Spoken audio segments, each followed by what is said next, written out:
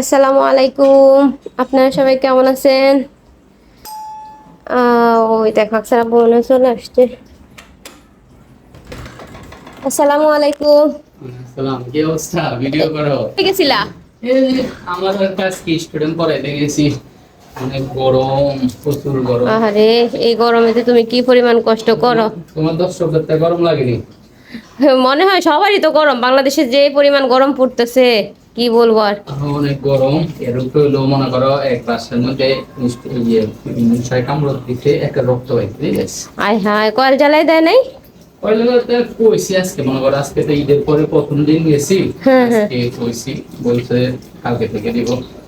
না, এই মশার কামড় তো তুমি জানোই যে অবস্থা, চারিদিকে আরো অবস্থা খারাপ। আমার আকসা মনিরে দাও, বাবা বাবা যাও বাবা, দাও কষ্টকর যা। বলি দাও আপু। নাস্তা করবা?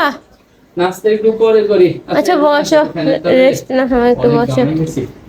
আমার আকসা এখানে খাবার খাইতেছিল না। হ্যাঁ এই তোমার, তুমি আসছো, বসাই দাও, তুমি আসছো দেখে আমি কি জানা বলে উঠছি। আসলে মানুষের জীবনে অনেক কষ্ট, মানুষের জীবনে কষ্ট না করলে কোনোদিন মিষ্টি খাওয়া যায় না। কারণ হচ্ছে মনে করো সৎ পথে চলতে হলে মা বাবারে পাইছে, এখন আর কোল থেকে নামতো না। মা গো, বাবারে ভাই। বুঝছো, সৎ পথে চলতে হলে কষ্ট করতে হয়। এই যে আমাদের প্রবাসী ভাইয়েরা, এরাও তো মনে করো বিদেশ যায়, কত কষ্ট করে, অনেক পরিশ্রম করে, 10-12 ঘন্টা পরিশ্রম করতে হয়। আমরা তো দেশে তাও মা বাবার বুকে আসতে পারি, স্ত্রী সন্তানের কাছে আসতে পারি, তারা কিন্তু তাও পারে না। এটা তো ঠিকই বলছো। প্রত্যেকটা মানুষই অনেক কষ্ট করে।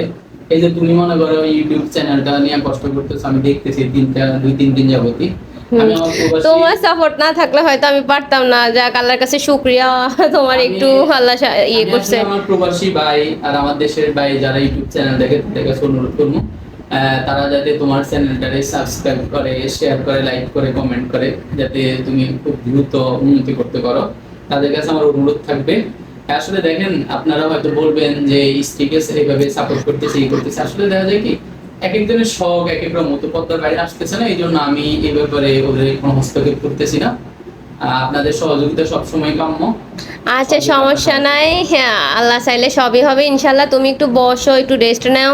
তোমার একেবারে ঘামে অবস্থা পুরো খারাপ, ঘামে গেছে প্রচুর। নাস্তা দে। আচ্ছা ভাইয়া পুরা, আপনাদের ভাইয়াকে একটু দেখি নাস্তা দে, পরে আবার ইনশাল্লাহ আল্লাহ চাইলে দেখা হবে। ভালো থাকবেন, আল্লাহ হাফেজ।